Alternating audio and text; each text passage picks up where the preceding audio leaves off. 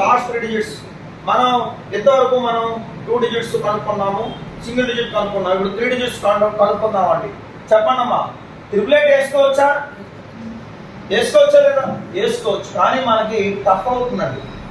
ట్రిపులేట్ తో multiplication tough అవుతుందండి. అయితే ఒకసారి అనొచ్చు, ట్రిపులేట్ తో కాకుండా 8తో గుణిస్తే సరే కదని అనిపిస్తుంది. కానీ ఎందుకైనా మంచిది, మనం 10లో 8 పోతే 2, 9లో 8 పోతే 1, మరలా 9లో 8 పోతే 1. అంటే ఇది మనం 1000తో మనం బ్యాలెన్స్ చేస్తాం. అంటే 112 వచ్చింది. అంటే ట్రిపులేట్ ఎంతో 112 అంతే. ఏమా? సో చూద్దాం. మళ్ళీ ఏం చేయాలి? 27. ఏ 27 అండి? ఏ 27 అండి?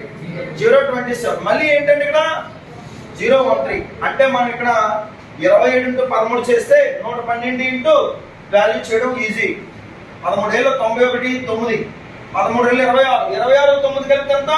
35. సో 112 ఇంటూ చెప్పండి 351.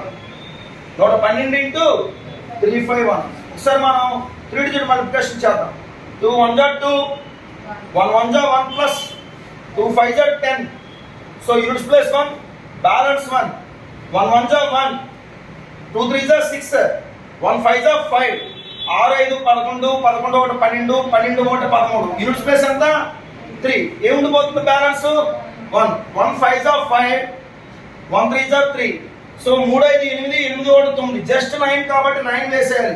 అదే ఏ 19 ఏ 29 వస్తే బ్యాలెన్స్ ముందు తుంచుకుంటాం. ఓకే సరే. 1 3 3 అంటే 39,000. చెప్పండి అమ్మా, 39,312. ఎక్కడైనా మైనస్ యూజింగ్ ఉందా?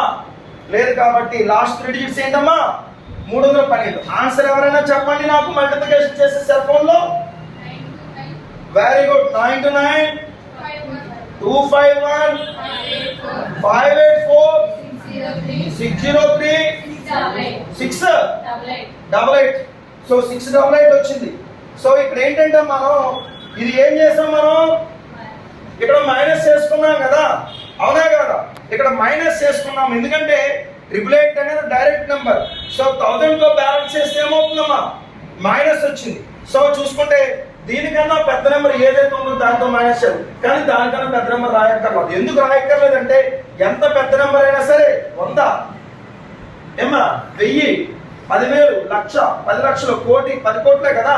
సో 10లో 8 పోతే ఎంతో చెప్పండి?